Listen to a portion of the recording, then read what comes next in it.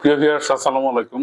আজকের ভিডিওটাতে আমি আপনাদের একটা কম্পিউটারের অ্যাসেম্বল করার পূর্বে আমরা যারা পিসি টেকনিশিয়ান তারা যে কাজগুলো করি সেই বিষয়টা দেখব যে কেসিং এর মধ্যে না পুড়েই একটা পুরো পিসি রেডি করা। তো এইটা করার উদ্দেশ্য হচ্ছে যে আমি একটা আ ইউজড মাদারবোর্ড বা পুরাতন মাদারবোর্ড কালকে একজনকে দিয়ে আমি মার্কেট থেকে নিয়ে এসেছি। মাদারবোর্ডটা এখন আমি খুলেও দেখি নাই যে মাদারবোর্ডটা ওয়েদার ঠিক আছে কি না আছে। তো এই মাদারবোর্ড চেক করতে গিয়ে আমি ভিডিওটা আসলে তৈরি করতেছি। এই মাদারবোর্ডটা চেক করব এবং যদি ওকে থাকে তাহলে হয়তো কমপ্লিটলি পিসিটা আমাদের রান করবে। যেটা আমরা কেসিং এর মধ্যে না পুড়ে বাইরে আমি লাগাচ্ছি। তো চলুন আমরা এটা ক্লোজলি দেখতে থাকি যে একটা পিসি কিভাবে আমরা কেসিং এর বাইরে পুরো পিসিটাকে আমরা বিল্ড করে ফেলতে পারি বা দাঁড় করায় ফেলতে পারি। তো আমি এখন এখানটাতে নেই। মাদারবোর্ডটা আমি খুলছি। তো মাদারবোর্ডটা আপনারা দেখছেন, পুরাতন একটা মাদারবোর্ড। পুরাতন বলতে খুবই পুরাতন একদম। তো এইটা হচ্ছে গিগাবাইটের H110M S2 মানে 6 জেনারেশনের একটা ইন্টেলের 6 জেনারেশনের একটা মাদারবোর্ড। তো আমি এটাকে প্রথমে আপনি একটু ক্লোজলি চলে আসেন এখন এদিকে। দেখেন ভিউয়ার্স কি অবস্থা। মাদারবোর্ডের কিন্তু বায়োসের যে ব্যাটারিটা সেটা কিন্তু এখানে লাগানো নাই, মিসিং। যাই হোক, অসুবিধা নাই, সেটা আমি পরে লাগাচ্ছি। আমি প্রথমে যে কাজটা করব সেটা হচ্ছে যে সিপিইউ সকেট থেকে আমি এই এই কভারটা তুলে ফেলবো, প্রোটেকশন কভারটা। তো এখানে আমি একটা প্রথমে প্রসেসর লাগায় নেব বা সিপিইউ। এটা আমি একটা প্রসেসর আগে থেকে এখানে রেখেছিলাম। এটা কোর i3 6 জেনারেশন 6100 মডেল। এটাকে আমি এখানে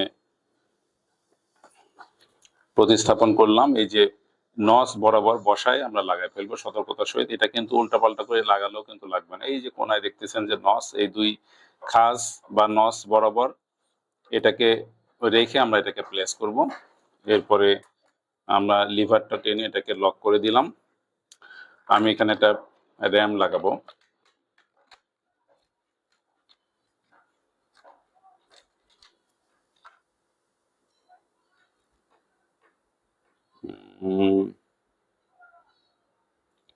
এটা তো মনে হচ্ছে 10,600 DDR3। এটা তো DDR4 এর র্যাম। সো এখানে আমাদেরকে DDR4 এর র্যাম লাগাতে হবে, DDR3 র্যাম এটা তো চলবে না। আমি এখানে DDR4 এর একটা র্যাম লাগাবো।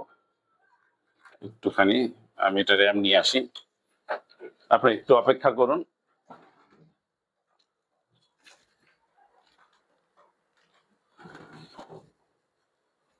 DDR4 এর এখানে একটা র্যাম লাগাইতে হবে আমাকে। আমি DDR4 এর একটা র্যাম নিয়ে আসলাম।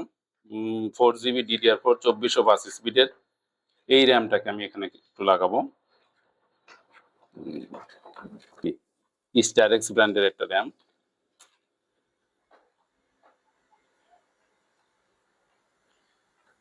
এটাকে আমরা র্যামের স্লটে 1 নম্বর স্লটে মানে 1 নম্বর স্লটে এটাকে আমরা লাগাই দিলাম।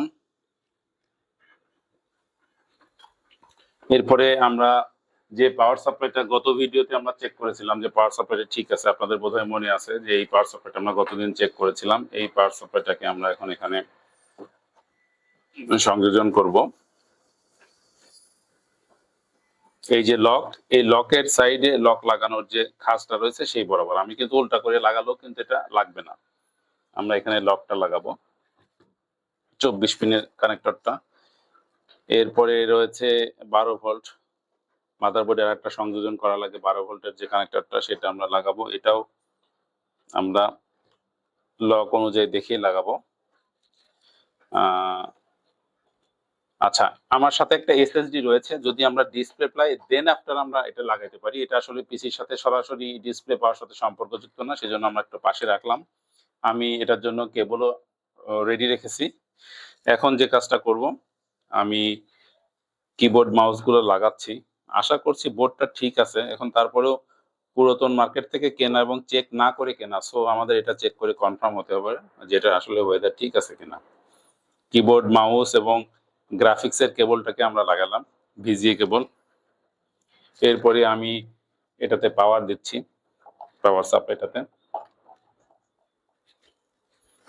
প্রথম দিকে আমি এখানে জাস্ট আমার হাতটা দুটো আঙ্গুল প্লেস করব, ডিসপ্লেটা আমরা চেক করব মনিটরে, এটাই হচ্ছে বড় ব্যাপার। সেজন্য আমি এখানে কুলারটা আপাতত লাগাচ্ছি না।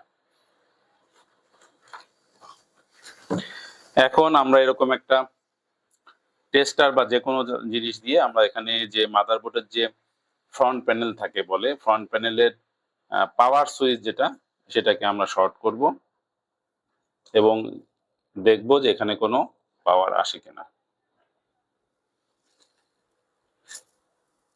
আচ্ছা, পাওয়ার সাপ্লাইয়ের হচ্ছে ফ্যান ঘুরতেছে।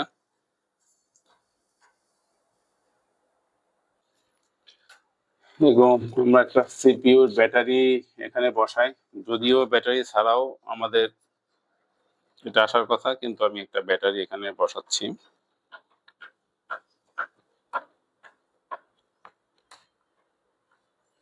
এবং র্যামটাকে অন্য একটা স্লটে লাগাই নিচ্ছি।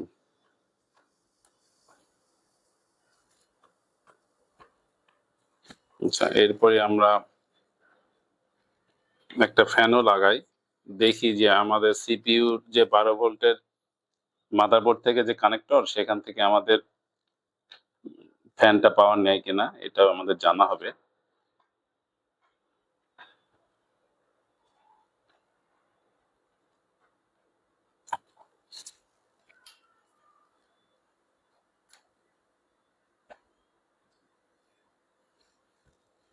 আমি আবার পুনরায় পাওয়ার দিলাম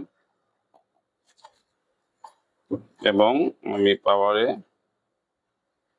শর্ট করতেছি।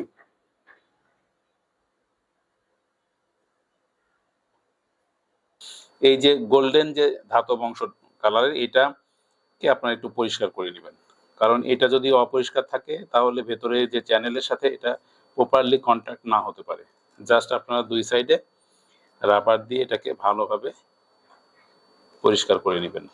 এই যে ভালোভাবে পরিষ্কার করে নেওয়ার পরে এই অংশটুকুকে আমরা পরিষ্কার করে নিলাম। পরিষ্কার করে নেওয়ার পরে আমি এখানে এটাকে আবার প্রতিস্থাপন করতেছি 1 নম্বর স্লটে।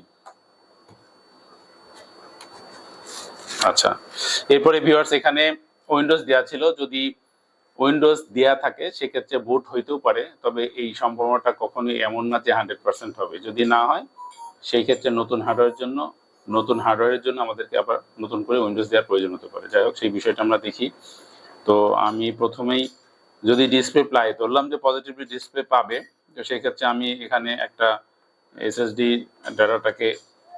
ডাটা পিনের সাথে লাগাই দিলাম। পাশাপাশি আমি একটা কেবল,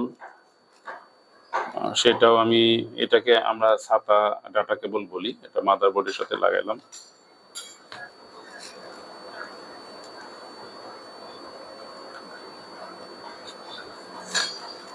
সকেট অনুযায়ী লাগাই দিলাম। এটা ইচ্ছা করলেও আপনি অন্য জায়গায় লাগাইতে পারবেন না বা ভুলভাবে লাগানো সম্ভব না। এরপরে আমরা এটাকে জাস্ট এটার উপরে বসাই দিই, মাথা যাতে ঠান্ডা থাকে আর কি প্রসেসরের। এরপরে আমি পাওয়ার দিব।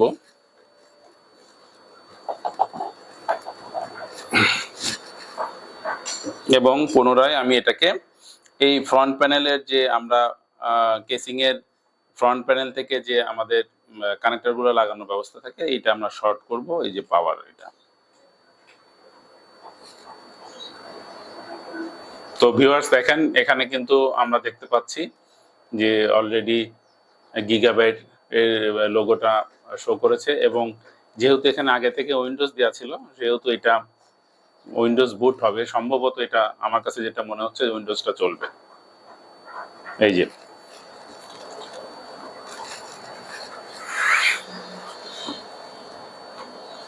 দ্যাট মিনস আমাদের পিসিটা এখন কিন্তু ফুল রানিং অবস্থায় আমরা পেলাম। তো ভিউয়ার্স এখান থেকে আসলে আপনারা বুঝতে পেরেছেন, এবং আপনারা নিজেরাও যখন বাসাতে বা অফিসে বা আপনাদের নিজেদের প্রয়োজনীয় পিসি কে অ্যাসেম্বল করবেন, তখন কোনোভাবেই প্রথমে আপনারা যে কেসিং বা খাতার মধ্যে এটাকে প্রতিস্থাপন করবেন না। প্রথমে ঠিক এইভাবে নিয়ে আপনার পিসিটাকে আগে রেডি করে ফেলবেন, এরপরে আপনি এগুলাকে একটা কেসিং এর মধ্যে আপনি সেট করে নিতে পারেন। তো এই ছিল আজকে ইনফরমেশন আপনাদের জন্য। আশা করছি ভিডিওটা আপনাদের জন্য হেল্পফুল হয়েছে। দেখা হচ্ছে নেক্সট কোনো ভিডিওতে। আজকের মতো এখানে শেষ করছি। খোদা হাফেজ, বাই বাই, টাটা।